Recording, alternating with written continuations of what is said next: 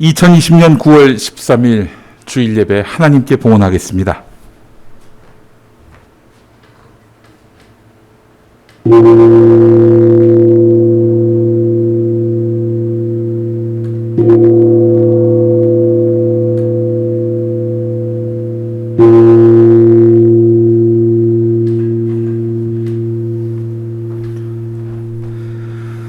벙커원교회 신앙 고백문 제가 대표로 낭독하겠습니다. 모든 생명체 속에 실존하시며 역사하시는 영원과 이상의 표상이신 하나님 아버지, 하늘과 땅을 늘 새롭게 창조하시는 당신을 믿습니다. 하나님의 외아들 우리 주 예수 그리스도가 이 땅에 온전한 사람의 형상으로 태어나시어 억압과 고통 속에 있는 민중에게 하나님 나라를 보여주셨으며 모든 율법을 완성하심으로써 정의와 평화와 사랑의 모범이 되셨고, 본디오 빌라도 치하에서 고난을 받으시고 십자가에 못 박혀 죽으셨으며 장사된 지 사흘 만에 죽은 자 가운데서 부활하시어 우리에게 끊임없이 새로운 생명의 길을 보여주고 계심을 믿습니다. 성령을 믿사오며 거룩한 공교회와 모든 성도의 교제를 믿으며 남과 북이 하나됨을 믿으며 전 인류가 하나님의 품 안에서 하나됨을 믿습니다. 죄의 용서와 존재의 부활을 믿으며 영원한 생명을 믿습니다.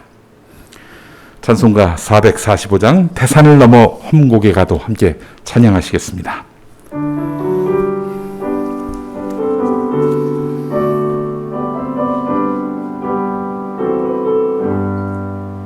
태산을 넘어 험곡에 가도 빛 가운데로 걸어가며 주께서 항상 지키시리라 약속한 말씀 변치 않네. 하늘의 영광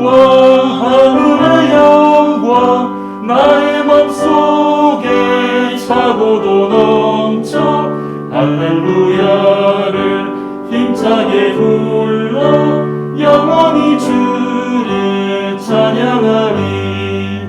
캄캄한 밤에 다닐지라도 주께서 나의 길 되시고 나에게 밝은 빛이 되시니 길 잃어버릴 염려 없네. 하늘의 영광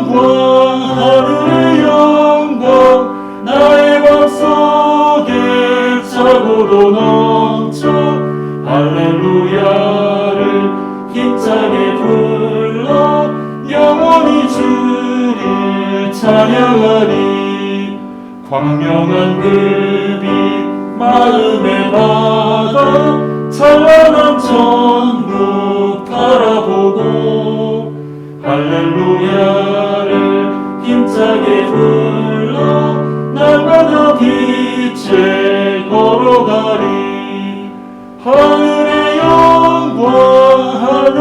영광 나의 맘속에 차고도 넘쳐 할렐루야를 힘차게 불러 영원히 주를 찬양하리. 한그루 교우께서 우리를 대표해서 기도하시겠습니다.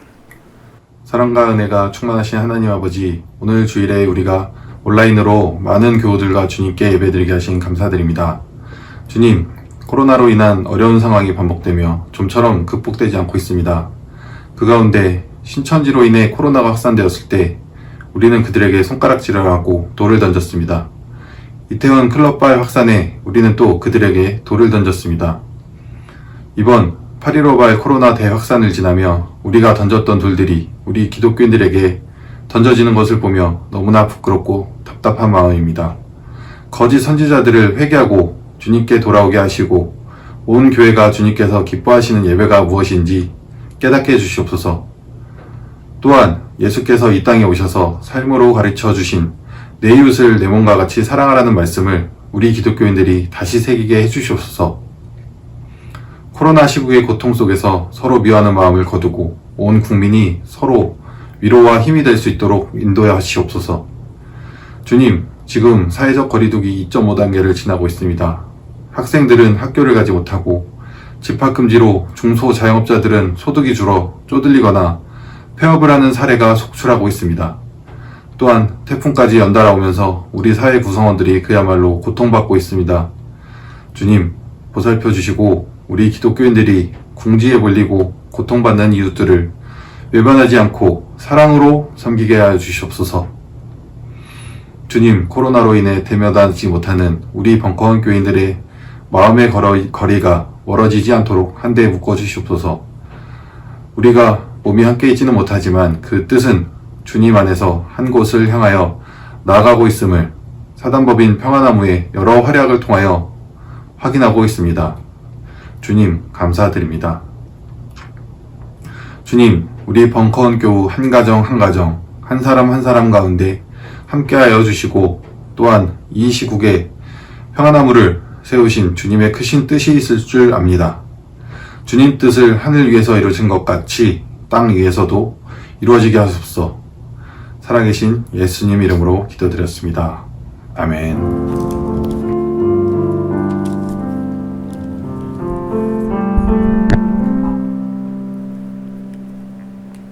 오늘 어린이부 말씀은 창세기 1장 26절에서 28절입니다. 하나님이 말씀하시기를 우리가 우리의 형상을 따라서 우리의 모양대로 사람을 만들자. 그리고 그가 바다의 고기와 공중의 새와 땅 위에 사는 온갖 들짐승들과 땅 위를 기어다니는 모든 길짐승들을 다스리게 하자 하시고 하나님이 당신의 형상대로 사람을 창조하셨으니 곧 하나님의 형상대로 사람을 창조하셨다. 하나님이 그들을 남자와 여자로 창조하셨다. 하나님이 그들에게 복을 베푸셨다. 하나님이 그들에게 말씀하시기를 생육하고 번성하여 땅에 충만하여라. 땅을 정복하여라. 바다의 고기와 공중의 새와 땅 위에서 살아 움직이는 모든 생명을 다스려라 하셨다. 아멘. 벙커업 친구들 한 주간 잘 지냈나요? 날씨가 꽤 선선해졌지요? 우리는 지금 교회력으로 창조절기를 보내고 있어요. 앞으로 몇 주간은 하나님이 창조하신 이 처음 세상을 기억하면서 인간과 인간 사이의 관계를 생각해보고 또 오늘은 그거보다 먼저 사람과 다른 피조물은 어떤 관계를 맺어야 하는지 살펴보려고 해요. 많은 그리스도인들이 하나님을 우리의 창조주다. 그러니까 온 세상을 창조하신 분이다 하고 고백하고 있어요. 하지만 성경의 창조 이야기를 읽는 방식은 무척 다르지요. 어떤 사람들은 성경이 조선왕조실록 같은 역사책처럼 시간 순으로 일어난 역사를 쭉 적은 역사책처럼 생각해요. 그리고 이렇게 역사책 같은 성경책을 읽을 때 역사책 읽듯이 읽는 것이 옳다고 믿어요. 이런 믿음을 가진 사람들은 성경의 내용을 과학적으로 증명하려고 시도해요. 과학적으로 증명하는 것이 성경은 하나님의 말씀이다 라는 사실을 증명하고 더 권위를 높여준다고 생각하기 때문이지요. 하지만 여러분, 성경책은 역사책이나 과학책이 아니에요. 성경은 신앙의 언어로 쓰인 신앙 고백이에요. 그렇기 때문에 성경의 내용이 역사적인 사실들과 다르다거나 과학적으로 증명되기 힘든 내용이라고 해서 성경의 의미가 없어지는 것은 아니에요. 오히려 성경을 역사책이나 과학책으로 읽을 때 우리는 말씀의 의미와 더 멀어지게 되는 것이지요. 성경에 담긴 수많은 신앙 고백들은 우리와 비슷한 경험을 했던 신앙 선배들의 고백이에요. 사는 시대와 배경은 달라졌지만 한 인간으로서 비슷한 고민, 비슷한 어려움을 겪으며 살아가는 바로 이 자리에 있는 우리에게도 충분히 의미 가득한 책이지요. 역사책이나 과학책이 아니라 신앙 고백으로서의 성서를 읽을 때, 그때야말로 우리는 우리의 삶과 살아있는 하나님의 말씀이 만나는 그 기적을 체험할 수 있게 될 거예요. 그러면 우리가 이 살아있는 말씀과 만나기 위해서는 꼭 기억해야 할 것이 하나 있어요. 말씀을 읽을 때 글자들 하나하나를 읽는 것보다 글자들이 가리키는 의미가 무엇인지, 또 그 글자들을 꿰뚫어 흐르는 그 정신이 무엇인지를 읽을 수 있어야 해요. 글자에만 사로잡히면 그 글자에 담겨 있는 살아있는 하나님의 말씀을 진정으로 만날 수 없게 되거든요. 그런데 성경책이 역사책은 아니지만 어떤 상황에서 이런 신앙 고백을 하게 되었는지 그 말씀의 배경을 아는 것은 무척 중요해요. 예를 들어서 은주가 8월 달에 쓴 일기를 몇천 년 후에 읽는다고 했을 때 코로나19라는 상황을 전혀 알지 못하고 우리가 은주의 일기를 읽는다면 그 은주의 마음과 은주가 적어놓은 진심을 이해할 수 있을까요? 학교도 가지 못하고 친구도 만나지 못했던 그 은주의 상황을 알아야 은주의 일기가 어떤 내용인지 제대로 이해할 수 있을 거예요. 그것처럼 성경도 어떤 배경에서 누가 이 신앙 고백을 하게 된 것인지 그 바탕과 배경을 아는 것은 무척 중요해요. 그렇다면 오늘 우리가 함께 읽은 말씀, 창세기 1장은 어떤 상황에서 쓰여진 신앙 고백일까요?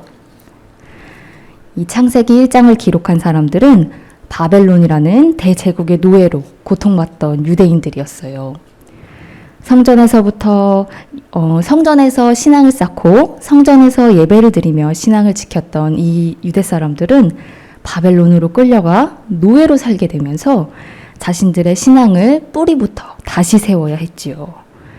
어떨 때는 하나님이 나에게 벌을 주시는 걸까? 하나님은 바벨론의 신보다 약한 걸까? 하나님이 우리를 버리신 걸까? 수많은 신앙의 고민 속에서 되묻고 되묻는 과정 속에서 이 사람들은 새로운 신앙 고백을 하게 되었어요. 아, 이 보잘것없는 노예의 하나님이 사실은 이 세상을 창조하신 진정한 주님이시다. 이 고백이 바로 이 사람들의 새로운 신앙 고백이 되었지요. 바벨론과 인근 지역의 창조 이야기를 살펴보면 여기에 나오는 신들은 자기들 마음대로 하고 싶어서 종처럼 부리려고 인간을 만들었지만 우리 하나님은 세상의 질서를 만드신 분이고 한 사람 한 사람을 하나님과 닮게 만드신 분이라는 아주 깊은 의미를 가진 이야기였어요. 우리는 노예처럼 보이지만 사실은 하나님의 자녀야 라는 신앙의 선언이었고, 모두가 하나님을 닮은 하나님의 자녀라는 사실은 모든 생명은 평등하다. 사람 위에 사람이 없고 사람 아래에 사람이 없다는 아주 대단한 인권 선언이기도 했어요. 그런데 하나님이 만드신 모든 생명이 동등하게 귀하다는 의미의 말씀이 언제부턴가 잘못 읽히기 시작했어요. 정복하고 다스리라는 말과 또 하나님의 형상이라는 말을 우리 인간만이 특별하고 인간의 마음대로 해도 된다는 것으로 오해하기 시작했지요. 그러면서 하나님이 우리를 창조하셨다는 그 신앙의 바탕을 까먹고 인간의 능력으로 문명을 발전시키고 이 세상을 발전시켜 왔다는 오만함에 빠지게 되었어요. 그 결과 우리는 매번 새로운 전염병에 시달리게 되었고, 살아있는 우리가 기르는 동물들은 산채로 땅에 묻어야 하는 비극을 매년 반복하고 있어요. 곧 80년 안에 동식물의 종 3분의 2가 멸종하게 되는 상황을 맞게 되었지요. 오늘 읽은 말씀 중 생육하고 번성하라, 땅에 충만하라, 정복하라, 다스리라 라는 표현이 있는데 이것을 인간을 중심으로 놓고 읽은 잘못된 결과였어요. 우리는 이제 우리의 자리에서 다시 이 말씀을 읽을 수 있어야 해요. 생육하고 번성하라는 말은 이 세대가 끝나도 지구의 모든 후손들이 대대손손 살아갈 수 있도록 지구에 너무 많은 흔적과 상처를 남기지 말라는 말씀으로 읽어야 하고, 또 땅에 충만하라는 말은 인간의 개발로 살 곳을 잃은 생명들, 그리고 집 없이 떠돌아야 하는 난민들을 위한 말씀으로 읽어야 해요. 정복하라는 말과 다스리라는 말은 다른 생명을 정복하고 다른 생명을 다스리라는 말이 아니라 욕심과 가소비 문화에 정복당한 자기의 삶을 되찾아서 스스로 주인된 삶을 살으라는 말씀으로 읽을 수 있어야 해요. 그리고 인간만이 존엄하다는 생각, 우리 인간에게만 특별한 권리와 자유가 있다는 생각이 모든 것을 망치고 있다는 사실을 깨달아야 해요. 우리나라에는 1200만의 반려견이 살고 있어요. 국민의 4명 중 1명이 이 강아지와 친구로, 가족으로 살고 있지요. 하지만 해마다 휴가철이나 연휴가 되면 전국적으로 수만 마리의 반려견이 버려진대요. 한 해 평균 10만 마리의 개가 버려지고 있는데 대부분 더 이상 돌볼 수가 없어서 안락사를 시키거나 자연사로 죽게 두는 경우가 많다고 해요. 아무도 책임지지 않는 이 많은 생명들의 죽음을 더 이상 우리는 사회 문제라고 보는 것이 아니라 생명을 대하는 신앙의 문제로 받아들이는 자세가 필요해요. 모든 생명을 소중하게 여기고 힘이 약한 생명일수록 더 보살피는 일이야말로 진정한 예배고 진정한 기도이기 때문이에요. 사랑하는 벙커업 친구들, 온 세상을 창조하신 하나님을 믿는다는 것은 진화론을 믿을지 창조론을 믿을지 선택하는 문제가 아니에요. 창조주 하나님을 믿는다는 것은 우리로 하여금 더 많은 존재와 공감하게 하고 더 많은 존재를 사랑하게 하고 더 많은 존재를 돕고 더 많은 것을 나누는 삶, 그것이야말로 창조주 하나님에 대한 참된 신앙 고백이에요. 만약 우리가 남긴 발자국들이 이렇지 못하다면 우리의 신앙은 빈 껍데기일 뿐이라는 사실을 깨달아야 해요. 우리의 신앙의 발자국이 더 이상 온 생명을 위협하는 발자국이 아니라 더 많은 생명을 헤아리고 서로 아끼면서 더불어 살아가는 발자국이 될 수 있기를 바랍니다. 함께 기도하겠습니다. 온 세상을 지으신 주님, 하나님이 창조하신 이 아름다운 땅에 인간의 욕심이 가득합니다. 많은 생명은 소리 없이 비명을 지르고 땅에도 바다에도 하늘에도 하나님의 눈물이 가득합니다. 이제 우리 인간만이 귀하다는 교만함을 회개하고 작은 생명과 함께 호흡하며 살아가게 해주세요. 모든 생명을 위해 오신 예수님의 이름으로 기도합니다. 아멘.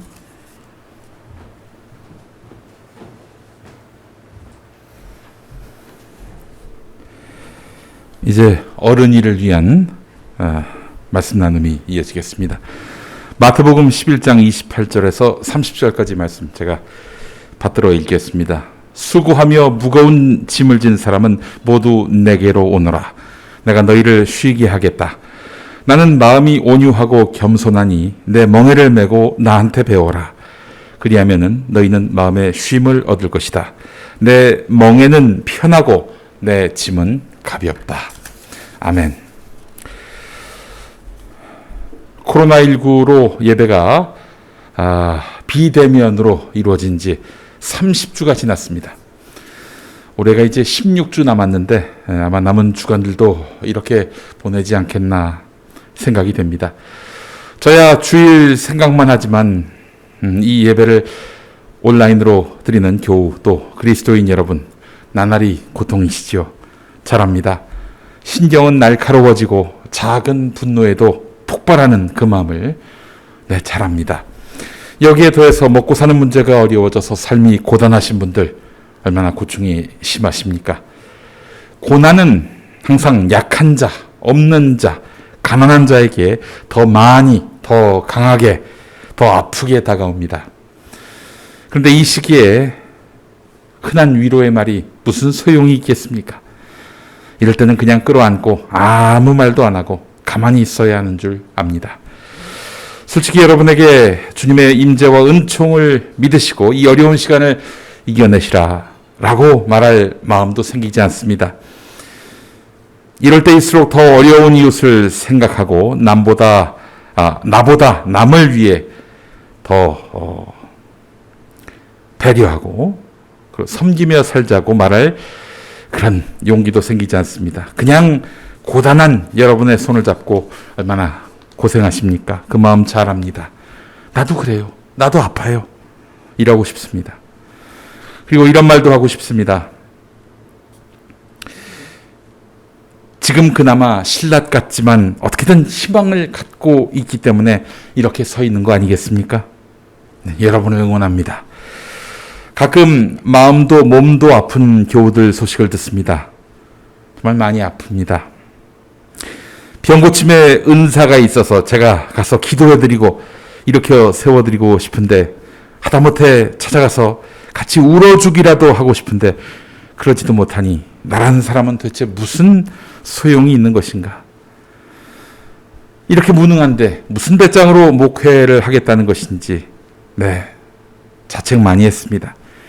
그냥 문 앞에 가서 기도라도 해야 하는 거 아닌가 하는 그런 심정만 있습니다. 코로나19를 계기로 해서 여러분에게는 동의가 안 되겠습니다만 점점 작아지는 저를 보게 됩니다. 과연 누가 누구를 인도한단 말인가? 제 안에 자아가 저를 향해 손가락질합니다. 여러분, 겸손의 표현이 아닙니다. 실상이 그러합니다. 하나님은 코로나19로 저를 무척 초라하게 만드신 것 같습니다. 초라하게 하시면 초라해져야 합니다. 오늘 우리는 그 유명한 마태복음 11장 28절을 만납니다. 이 말씀은 아마 교회에 자주 안 나가신 분들도 익히 아실 말씀일 겁니다. 공동 번역 성서로 한번 읽어보겠습니다. 마태복음 11장 28절에서 30절까지인데요. 고생하며 무거운 짐을 지고 허덕이는 사람은 다 나에게로 오너라. 내가 편히 쉬게 하리라. 나는 마음이 온유하고 겸손하니 내 멍에를 메고 나에게 배워라. 그러면 너희의 영혼이 안식을 얻을 것이다. 내 멍에는 편하고 내 짐은 가볍다. 예수님의 말씀입니다. 고생하며 무거운 짐을 지는 모든 사람들 누굽니까? 우리 아닙니까? 먹고 살 길이 막히는 게 아닌가? 오늘도 노심초사하는 작은 사장님들, 내가 혹시 이 코로나19 감염원이 되는 것이 아닌가? 또 우리 회사가 문을 닫아서 나는 잘리고 그렇게 해서 일자리를 잃게 되는 것은 아닌가? 조바심 치는 노동자들, 경제가 어려워져서 취업도 못하고 마땅한 알바 자리도 없어서 한숨 쉬는 청춘들, 나날이 자녀들 뒤치다거리 하느라고 가만히 앉아서 숨 돌릴 새도 없이 가사에 육아에 이 고통을 짊어지고 가는 어머니들, 모두 수고하고 무거운 짐진 자들입니다. 모두 주님이 긍휼하게 보시는 분들입니다. 모든 복음서는 예수님이 이 땅을 떠나신 이후에 쓰여졌습니다. 가장 먼저 쓰인 마가복음은 예수님이 우리 곁을 떠나고 40년 지난 후에 쓰인 걸로 이렇게 판단이 되고요. 마태복음은 마가복음보다도 먼저 이렇게 나오는데도 마가복음보다 10년에서 20년 후에 쓰여진 걸로 또한 알려져 있습니다. 이때면은 로마에 의해서 예루살렘이 무너진 이후입니다. 여러분, 예루살렘, 특히 예루살렘 성전은 어떻습니까? 유대 백성들이 자기들의 정체성이자 자존심으로 여겼던 그런 존재였습니다. 성전의 붕괴를 본다 하면 어떤 의미입니까? 자신들의 존재의 의미를 상실당하는 거였어요. 성전만 붕괴된 게 아닙니다. 성전을 지키려고 싸우다가 줄잡아 300만이 죽었습니다. 요세푸스라는 역사 기록자가 사실상 이때 일을 유일하게 기록한 사람인데 예루살렘 길거리에 피가 어린아이 무릎 높이까지 강처럼 흘렀다고 합니다. 얼마나 많이 죽였으면. 여러분, 전쟁이 나고 적군에 의해서 그 왕궁이 불타면은 우리가 어떤 판단을 합니까? 나라가 망한 걸로 인식하게 되잖아요. 왕궁이 불탄다 하면. 그렇습니다. 예루살렘 성전의 붕괴는 그들이 믿던 신앙이 붕괴한 거나 마찬가지였어요. 예루살렘이 멸망한 시점에 가장 가장 괴로웠던 사람은 바로 유대인이었습니다. 근데 유대인 중에서도 하나님을 믿었던 사람들, 그들의 고통이 가장 컸습니다. 유대 기독교인들이 로마가 지정한 제사장을 거부하면서 로마의 쿼터를 건드렸죠. 로마가 이렇게 이스라엘, 예루살렘을 공격하게 된 것입니다. 이렇게 해서 패망하자 팔레스타인 지방에서는 왜 로마 제국을 건드렸느냐 이러면서 분노의 목소리들이 커졌어요. 로마는 수수방관했겠죠. 야야야, 좀 더 때려, 좀 더 때려. 저 반란 세력들 좀 더 때리라고. 좀 더 못 살게 굴어. 아마 이랬을 겁니다. 자, 누가 이렇게 로마의 쿼터를 건드리는데 앞장섰을까요? 주동자가 됐을까요? 아마도 예수님의 그 교인들, 또 바울의 제자들이 아니겠나 하는 생각이 듭니다. 수백 년 식민지 생활을 하던 이스라엘 백성이 큰 나라 로마에 대해서 고개를 쳐들을 수 있었던 것은 평등을 이야기하고 또한 정의를 이야기하고 혁명을 이야기했던 바로 예수와 바울의 동지들이 아니었겠습니까? 당시 로마는 이 세상의 왕이 바로 황제 한 분뿐이다 이렇게 이야기를 했는데 예수를 따르던 기독교인들은 그렇지 않다. 진정한 왕은 하나님이다. 이렇게 믿었어요. 로마 제국 황제보다 하나님이 더 높다? 그때는 신앙과 정치가 일치됐던 시대 아니었습니까? 이것은 말하자면 반역의 징조였습니다. 로마에 의해서 예루살렘이 멸망한 것은 결국 그때까지만 해도 한 몸이었던 유대교와 기독교를 분리하게 만드는 계기로 작용했습니다. 즉 예수를 따르는 이들이 기독교였고 예수는 하나님의 아들도 아무것도 아니라는 게 유대교였습니다. 유대인이면서 예수를 따르던 이들의 고통이 그렇다면 가장 컸겠죠. 예루살렘 멸망으로 말입니다. 그런 기독교인을 위해서 마태복음서가 기록됐다 해도 과언이 아닙니다. 로마의 침략 전쟁으로 또 전쟁 패배 이후에 그 패배의 책임을 뒤집어쓰고 수시로 얻어맞고 손가락질 당하고 저 새끼들 때문에 우리가 망한 거야 이러면서 어떤 원흉처럼 지목됐던 그 이들이 바로 유대인이면서 예수를 따랐던 사람들이었습니다. 그래서 드러내놓고 내가 예수를 따르는 사람이요라고 말할 수 없었던 사람들, 그 사람들을 위해서 마태복음 11장 28절이 예비된 것이 아닌가 하는 생각이 듭니다. 수고하고 무거운 짐진 자들아 다 내게로 오라. 오늘의 기독교인, 특히 코로나를 전파한 기독교인은 마태복음이 기록되던 당시의 기독교인과는 다르겠죠. 그렇죠? 그때 기독교인들이 당했던 고난은 매우 억울한 고난이었습니다. 당시 그들은 아무 잘못도 없이 돌 맞았고 신음도 내지 못했던 숨죽여 지냈던 사람들이었습니다. 마태복음서는 요컨대 예수 믿는 유대인을 위한 복음서다라고 해도 과언이 아닙니다. 시작부터 보세요. 유대인의 혈통을 잇는 예수님의 족보가 나오지 않습니까? 아브라함이 이삭을 낳고 이삭이 야곱을 낳고 야곱은 유다와 그의 형제를 낳고 이렇게 이어가지 않습니까? 이런 게 왜 들어갔을까 여러분? 그런 생각 안 드십니까? 첫 장부터 아주 성경을 읽을 마음이 사라지게 만들잖아요. 이 족보를 보면. 그러니까 한마디로 여러분, 유대인 여러분, 유대인 기독교인 여러분, 여러분들은 뼈대 있는 백성입니다. 여러분이 믿는 예수는 유대의 혈통을 이어받은 분이에요. 딴 사람이 아닙니다. 그러니 세상 사람들이 심지어 같은 유대인이 뭐라고 하더라도 기죽지 마십시오. 이런 의도가 담겨있는 족보가 아니었겠나 하는 생각이 듭니다. 그래요. 족보는 사실 나와 또 나를 이루는 시족 공동체가 굉장히 위기에 몰렸을 때 항상 들여다보게 됩니다. 족보 찾아요. 그때는. 여러분 무소불위의 힘을 과시하던 고려 무신 정권이 위태위태할 때, 그러니까 원나라에게 쫓겨서 강화도로 도망갔을 때, 그때 만들어진 게 바로 이련 스님의 삼국유사 아닙니까? 중국에 의해서 민족적 자존심이 짓밟히던 시기, 중국의 종교를 할 수 있는 유교가 아닌 불교의 시각으로 삼국시대 역사를 재정립한 책 삼국유사가 이때 만들어졌습니다. 온 나라의 위협으로부터 수세에 몰리면서 이 고려를 방어할 때 말입니다. 나중에 지나친 민족주의 때문에 뭐 환빠를 만들어냈다 이런 논란에 휘말린 책이긴 합니다만은 일제강점기 신채호 선생의 조선상고사도 그러합니다. 민족이 위기에 처했을 때 조선의 역사를 고조선부터 이렇게 짚어왔던 책이 바로 조선상고사지요. 당장 구약 성경도 그렇습니다. 유대민족의 위대한 역사 모세오경을 다뤘고요.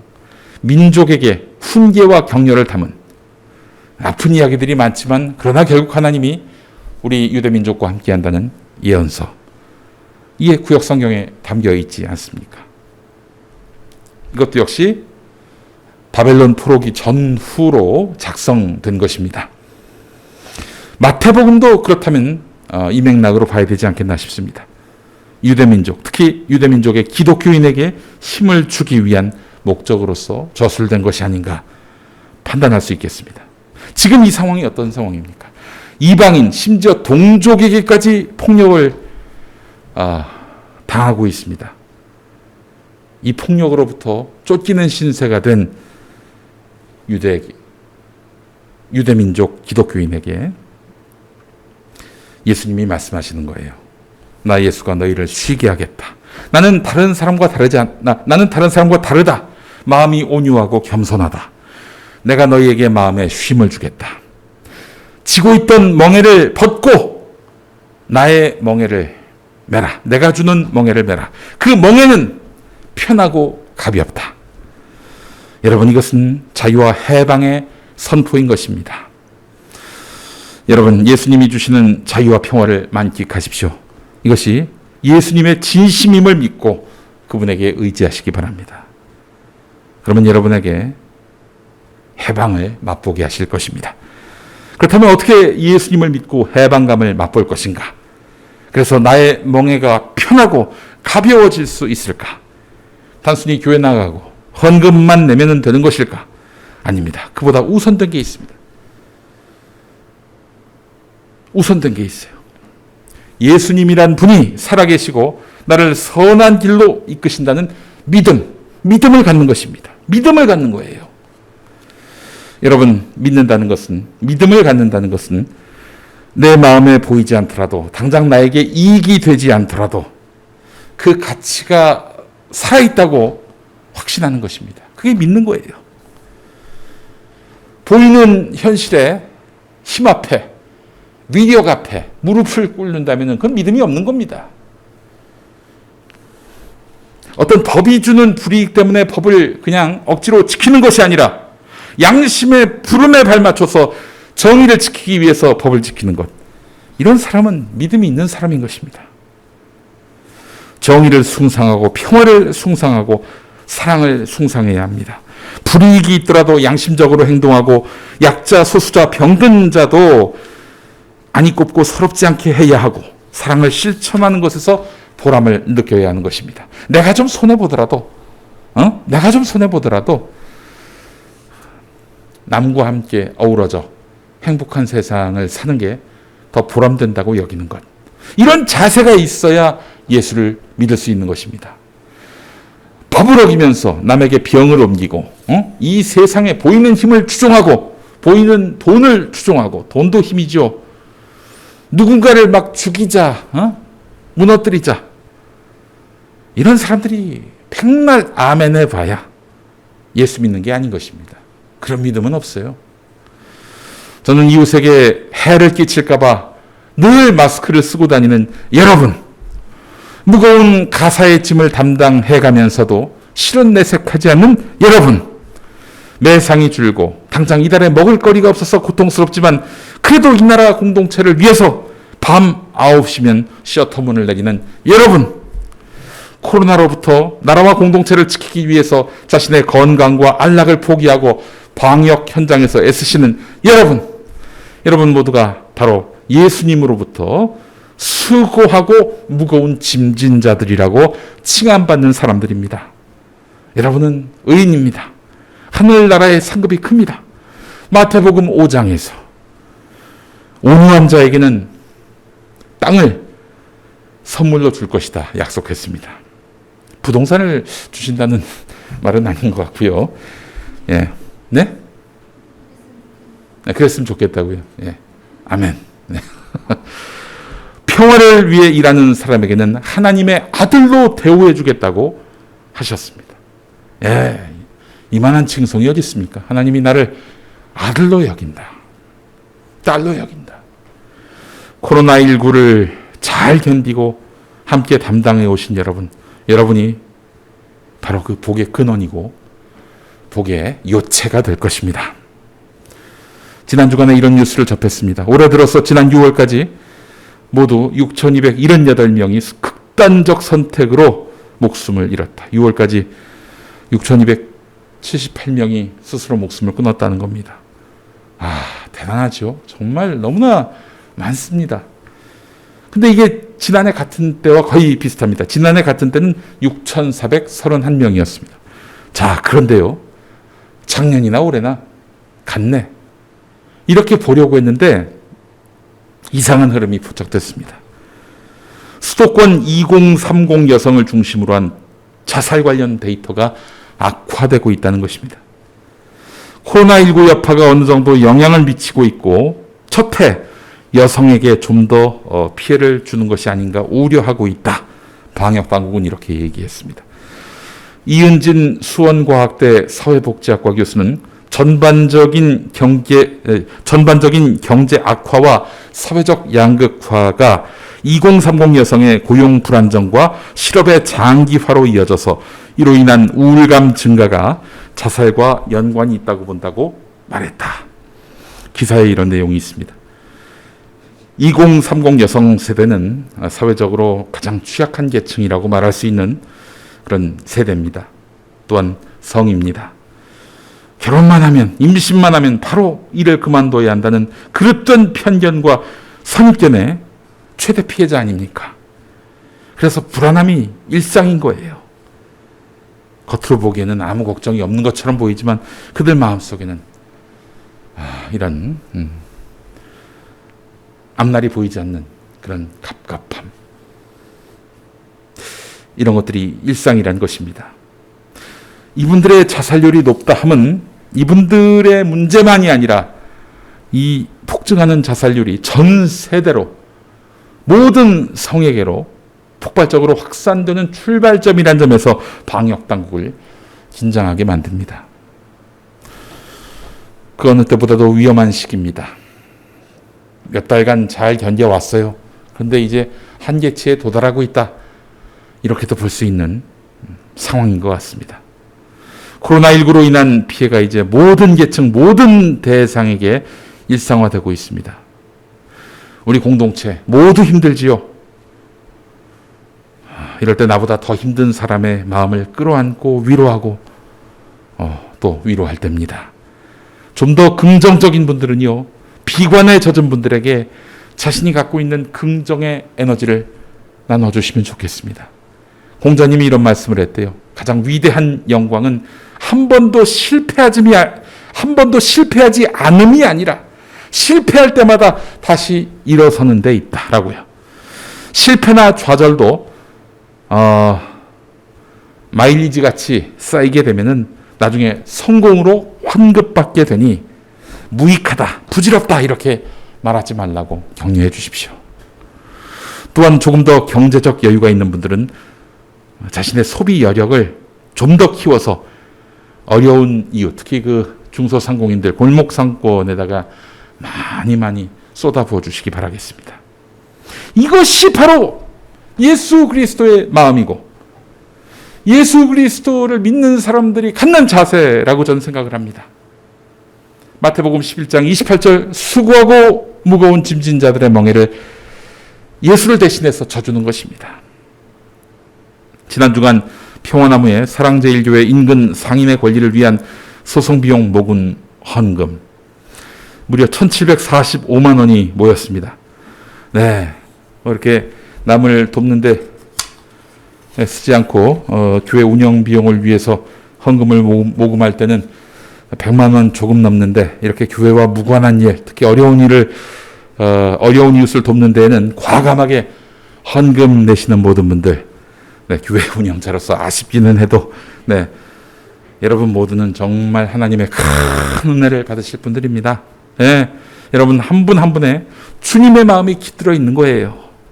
여러분, 주님이 살아계신다는 것을 믿는다는 것은 손해 보더라도 이익이 되지 않더라도 주님의 일을 내가 대신해야겠다라고 마음 먹는 데서 있는 것입니다.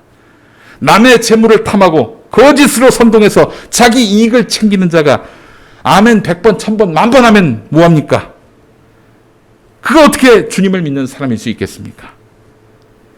사랑하는 교우 여러분, 잘 견뎌오셨습니다. 어려울 때 나는 이것밖에 안 돼 라면서 스스로를 비웃고 조롱하지 마십시오.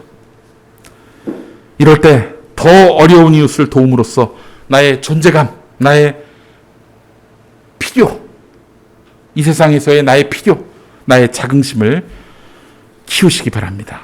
좀 더 참읍시다. 코로나가 조기에 수습되면 좋겠지만 안 되면 우리 마음을 괴롭히던 불안감, 초조감, 고통, 이거는 무뎌지게 될 거예요. 암덩어리로 여기던 것이 혹덩어리로 여겨지게 될 겁니다. 그러다가 시간이 되면 언젠가 코로나가 수습되고 덩어리는 떨어져 나가겠죠. 언제 포탄이 떨어질지 모르는, 혹시 내 머리에 떨어질까 이 걱정하던 전쟁 시대에도 견뎌왔던 우리입니다. 주님을 믿는다는 것은, 그분이 우리의 멍에를 가볍고 편하게 해주실 거라고 믿는 것은, 그분이 우리와 함께 하시며 우리의 고통 상황에 동참하신다는 뜻입니다. 예수님은 지금 우리의 자리에 오셔서 함께 마스크를 쓰시며 폐업 실직 고통을 함께 지고 또한 육아 고통을 함께 담당하는 등 우리의 고난에 동참하고 계십니다. 그분으로 인해서 위로를 얻고 소망을 찾는 것, 그것은 그분이 우리의 고통을 모르지 않는 데에 있는 것입니다. 네, 예수님이 정답이며 명답입니다. 예수님이라는 문으로 우리가 들어갑시다. 그것이 참된 탈출구일 것입니다. 여러분을 위로하며 찬송 하나 부르려고 하는데요.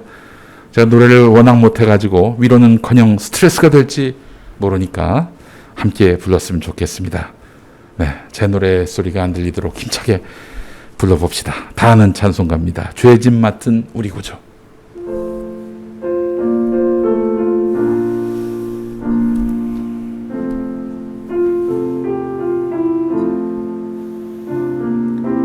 죄짐 맡은 우리 구주 어찌 좋은 친구인지 걱정 근심 무거운 짐 우리 주께 맡기세 주께 고함 없는 곳 그렇지 못하네 사람들이 어찌하여 아랠 줄을 모를까 시험 걱정 모든 괴로움 없는 사람 누군가 부질없이 낙심 말고 기도 드려 아뢰세 이렇지 실하신 친구 찾아볼 수 있을까 우리 약함하시오니 어찌 아니하를까 근심 걱정 무거운 짐 아니 진짜 누군가 피난처는 우리 예수 주께 기도드리세 세상 친구 멸시하고 너를 조롱하여도 예수 품에 안기어서 참된 위로 받겠네. 아멘. 하나님, 코로나19로 인해서 고통받고 있는 저희를 긍휼히 지켜봐 주시고 속히 이 무거운 짐을 떨쳐내고 안식과 평화를 저희가 찾을 수 있도록 인도하여 주옵소서. 고난받는 이웃들 주님 우리가 돌아보게 해주시고, 또한 고난의 현장에 있는 우리 교우들, 그리스도인들, 또한 이 땅의 모든 당신의 피조물들 주님 사랑하여 주시고 그 아픔 가운데 함께 해주시고 또한 우리를 위로하여 주옵소서. 주님과 함께 이 고난을 이겨나가겠습니다. 동행하여 주옵소서. 모든 말씀 우리 주 예수 그리스도 이름으로 기도합니다. 아멘.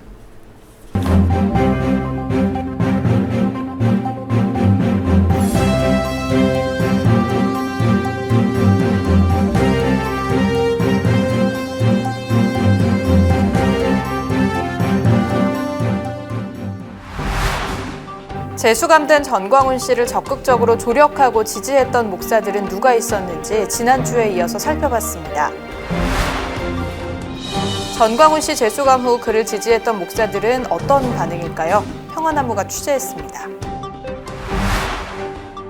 전광훈 씨 이단 지정 요구가 빗발치는 가운데 대부분의 교단들이 적극 대처하지 않는 모습입니다. 안녕하십니까. 평화나무 뉴스 박지희입니다. 지난주 평화나무는 전광훈 씨를 옹호, 찬양했던 원로급 목사들에 대해 보도했습니다. 이들뿐만 아니라 전광훈 씨의 자칭 애국운동에 적극적인 조력자로 활동한 목사들이 있었는데요. 어떤 발언들이 있었는지 평화나무가 살펴봤습니다. 김준수 기자의 보도입니다. 다음은 우리 영원한 친구, 우리 평택의 강은식 목사님이 여기 오셨습니다. 지난해 청와대 농성장을 찾은 한 목사를 향해 전광훈 씨가 영원한 친구라며 반가워합니다. 그는 평택 순복음교회 담임 목사인 강원식 목사였습니다. 이후 강원식 목사는 전광훈 씨가 주도한 집회에 단골 연사로 활약하며 전시 못지않은 막말을 수시로 해왔습니다. 지난해 11월 16일 문재인 하야 집회에선 문재인 대통령이 안보를 무너뜨리고 있다며 전쟁 중엔 총살감이란 막말도 주저하지 않았습니다. 코로나19 확진자가 점차 증가하던 지난 2월에는 코로나19 확산의 원인이 정세균 국무총리 때문이란 황당한 주장까지 했습니다. 여러분, 오늘 우리도 지금 중국의 우한 폐렴 때문에 두려워합니다. 여러분, 마지막 때는 세균 전쟁입니다. 그래서 사람 이름을 참 잘 줘야 돼요. 사람 이름을. 우리 정세균 국무총리가 취임한 지 얼마 안 돼서 세균이 한국을 강타하고 있는 거예요. 전광훈 씨가 선거법 위반 혐의로 구속됐을 땐 법원과 경찰서 앞에서 열린 집회에 방문해 30년 지기인 전 씨의 석방을 촉구했습니다. 여러분의 기도가 하늘에 상달된 줄 믿습니다. 하나님이 역사하실 줄 믿습니다. 사람은 감옥에 가두었지만은 하나님께서 자유케 하실 것입니다. 강원식 목사는 기독자유 통일당의 참패로 끝난 4.15 총선 이후 열린 한 집회에서 구속 수감 중이던 전광훈 씨를 두고 깊이가 있는 영적인 사람, 모세와 같은 선지자로 치켜세웠습니다. 또 포괄적 차별금지법이 발의되자 교회를 무너뜨리는 사탄의 전략이라고 맹비난하기도 했습니다. 우린 정신 차려야 합니다. 포괄적 차별금지법이 통과되면 안 됩니다. 우린 지켜내야 합니다. 여러분, 인생 살면 얼마나 더 살겠습니까? 생명에 욕심내지 말고 이 땅의 평화로운 나라, 하나님이 기뻐하는 나라, 영광의 나라를 만드는 데 목숨 걸 줄 아는 성도들이 참된 성도임을 믿으시기를 바랍니다.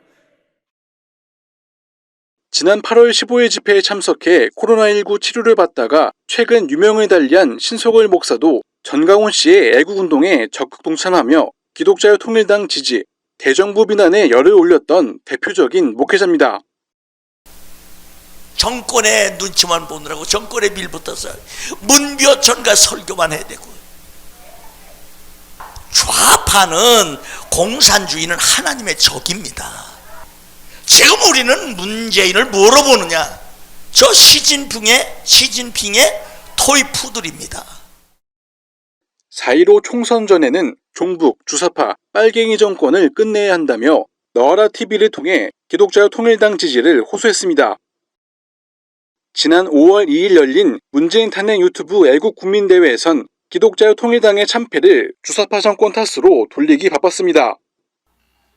왜 딴 나라는 총리도 걸리고 왕세자도 걸리는데 왜 이 땅에는 걸려야 할 인간이 걸리지 않느냐 이거예요. 전광훈 목사님이 구속에 되질 않았으면 이번 선거에 이렇게 엉망진창은 되지 않았을 겁니다. 그러니까 이것이 전부 다 좌파, 주사파, 종북, 사회주의, 공산주의 사상을 가진 자들이 이렇게 교묘하게 이용을 해서 전광훈 목사님을 생으로 집어넣어가지고 나라 꼴이 이렇게 되게 만들었습니다. 평화나무는 전광훈 씨가 보석으로 풀려난 지난 4월 20일부터 전 씨의 보석 조건 위반 여부를 계속해서 취재해왔습니다. 보석으로 풀려난 지 140일 만인 지난 7일에서야 자칭 선지자 전광훈 씨는 재수감됐습니다. 평화나무는 여기서 멈추지 않고 전광훈 씨의 조력자들이 숨지 못하도록 그들의 협력 사례들을 하나하나 규명해 나갈 계획입니다.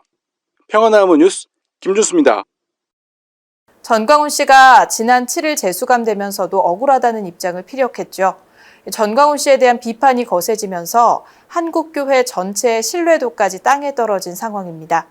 그를 지지했던 목사들은 지금 어떤 입장일까요? 권지연 기자가 알아봤습니다. 전광훈 씨를 애국자 또는 선지자의 반열에까지 올려놓도록 협조한 목사들이 있습니다. 한기총내 지덕, 이용규, 길자연 전 총회장들이 대표적입니다. 이 중 한기총 대표회장을 3번이나 지내며 금권선거 주역으로 꼽혀온 길자연 원로 목사. 그는 한기총이 전광훈 대표회장을 중심으로 똘똘 뭉쳐야 한다고 외치기도 했습니다. 그렇다면 현재는 어떨까요? 여전히 전광훈 목사를 지지하시는지 궁금해서요. 개인의 문제인데 그거 왜 물어보세요? 여전히 지지하신다는 뜻으로 그러면 저희가 여전히 지지하는 것도 아니고 네. 지지 안 하는 것도 아니고 하니까는 네. 거기에 대해서 물어보지 마세요. 아니 목사님 알았어요. 하셨던 발언들이 있어서 목사님 전광훈 씨의 신성모독성 발언과 이단성 발언으로 논란이 일 때에도 개의치 않았던 최홍준 목사. 전광훈 씨가 최근에 신성 모독 발언까지 한 거 알고 계시죠? 근데 아직도 여전히 전광훈 씨를 지지하시는지 좀 궁금합니다. 저는 그 사람을 지지한 게 아니고 그 사람의 시국 선언에 대해서 지지를 했고 그 사람이 그런 실수를 한 것을 내가 뭐라고 지금 말할 앞뒤 배경을 모르기 때문에 네. 어느 신문이라고. 평화나무입니다. 그 전에도 하나님은 수시로 본인이 만나고 직접 계시를 받는다라든지 좀 논란이 될 만한 말들은 계속해서 해왔잖아요. 그래서 이런 거는 문제가 없다고 보시는 거예요, 목사님? 나는 문제가 없다고 보는 게 아니고 사람에게는 다 약점이 있기 마련이고. 아이고 또 전화를 이렇게 드리게 돼서 전광훈 씨가 또 이번에는 본인을 성령의 본체라고 한 발언도 모니터를 했는데요. 자꾸 이렇게 뭔가 본인을 신격화하는 발언을 하는데도 불구하고 혹시 목사님 계속 지지를 하시는지 지금 부산 쪽 대회장까지 맡으셨죠, 목사님? 네, 그분의 말 실수를 가지고 전광훈 목사가 하는 그 애국운동의 본체를 아세요? 모르세요? 그 사람이 하는 말이 뭔가 이단성이 있든 말든 그거는 상관없다 이렇게 생각을 지금 하고 계시는 게 맞나요? 나는 그 사람이 이단성이라고 보지는 않아요. 그 사람이 말의 실수지. 근데 실수가 이렇게 잦을 수가 있나요, 목사님? 그러니까 권 기자, 전광훈 목사에 대해서 수년 전부터 제가 알아왔어요. 전광훈 근데 씨를 그분- 목사로 네. 인정하시는 거죠, 그분을? 당연하지요. 그분 정말 애국 목사입니다. 전광훈 씨를 두고 애국 목사라고 칭송하던 최홍준 목사는 현재 평화나무의 연락을 받지 않고 있습니다. 전광훈 목사님에게 돌을 던지지 말라며 적극 옹호하던 주현종 사랑의 교회 부목사는 평화나무의 전화를 받자마자 끊어버렸습니다. 안녕하세요, 목사님. 네네네. 네, 저 평화나무의 권지연 기자라고 하는데요. 제 전화번호 어떻게 아셨어요? 아니 뭐 전화번호 아는 거야 기자가 뭐 미안합니다. 그렇진 않죠. 네, 목사님. 전광훈 씨의 비서실장으로 순국결사대 총사령관까지 맡았던 이은재 목사는 어떨까요? 뭐 지지하고 말 것이 뭐 있어요. 그냥 그대로 있는 거죠. 네. 나는 의리를 잘 지키는 사람이에요. 10월 3일 집회하면 가실 거예요? 그 코로나 지금 현재 위기 상황이 있는데도 불구하고 나한테 그런 질문 하지 마세요. 그 가고 안 가고는 그건 내 자유와 양심에 따라서 내가 결정한 문제니까 이번 10월 3일은 법태들이 안에서 한다. 한편 개신교계 내부에서는 전광훈 씨를 이단으로 지정하고 선을 그어야 한다는 목소리가 점점 거세지고 있습니다. 평화나무 뉴스 권지연입니다. 이단성 발언을 비롯해 신성 모독까지 했던 전광훈 씨. 교계의 청년들, 목사들을 비롯해 많은 이들이 전광훈 씨를 이단으로 규정해야 한다고 목소리를 높였습니다. 그러나 교단의 반응은 미적지근하기만 합니다. 신비롬 기자입니다. 수많은 망언을 남긴 전광훈 씨. 그러나 전 씨의 망언은 정치적 발언만 있는 게 아닙니다.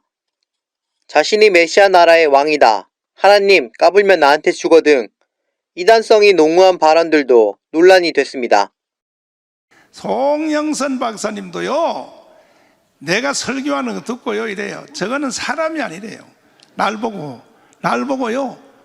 성령의 본체라 그래. 성령의 본체. 성령의 본체라 그래.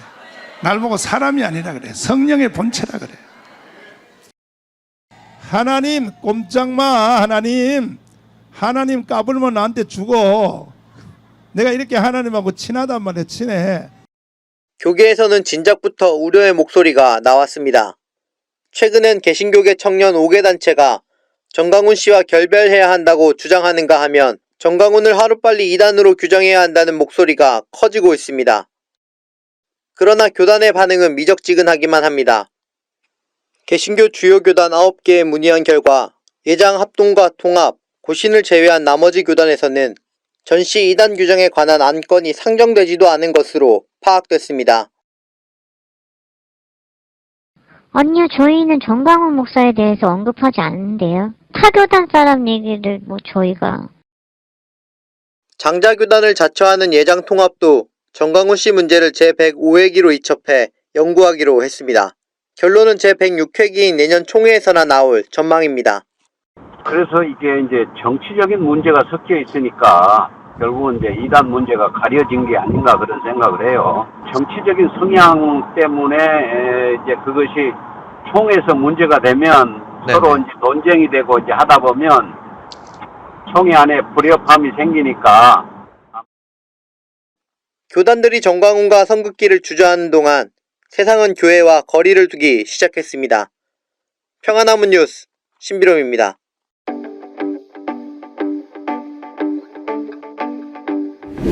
평화나무가 사랑제일교회 인근 소상공인 피해배상 소송 지원을 구체화 중입니다.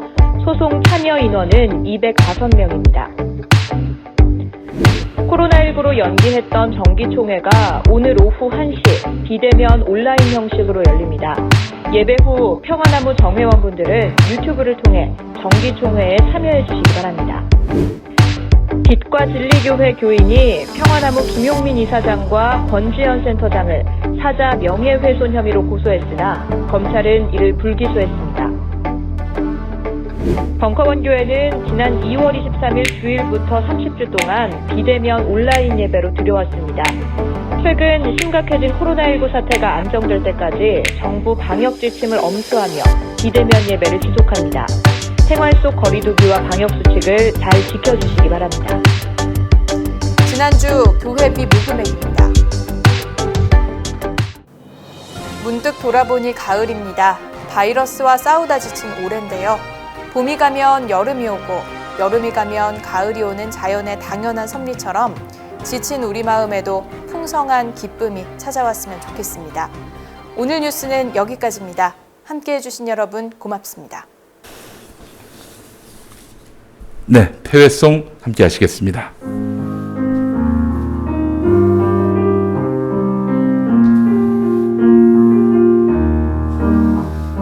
산 밑으로 내려가자 산 밑으로 내려가자 주의 발길 따라서 산 밑으로 내려가자 우리 아주 작지만 주께서 쓰실 때는 크게 쓰시니 산 밑으로 내려가자 산 밑으로 내려가자 주의 발길 따라서 산 밑으로 내려가자.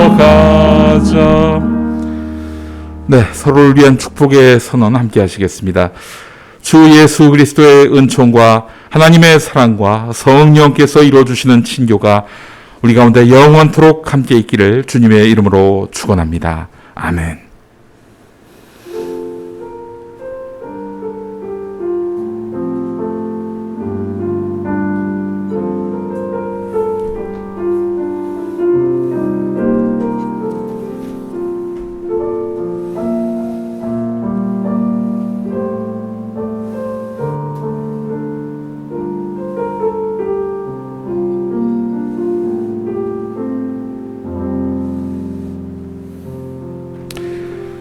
네, 한 주간도 주님과 동행하시는 시간 되시길 바라겠습니다. 건강하시고요. 또한 작은 곳에서 하나님의 임재와 또한 평화를 느끼시고 누리시는 시간 되시길 바라겠습니다.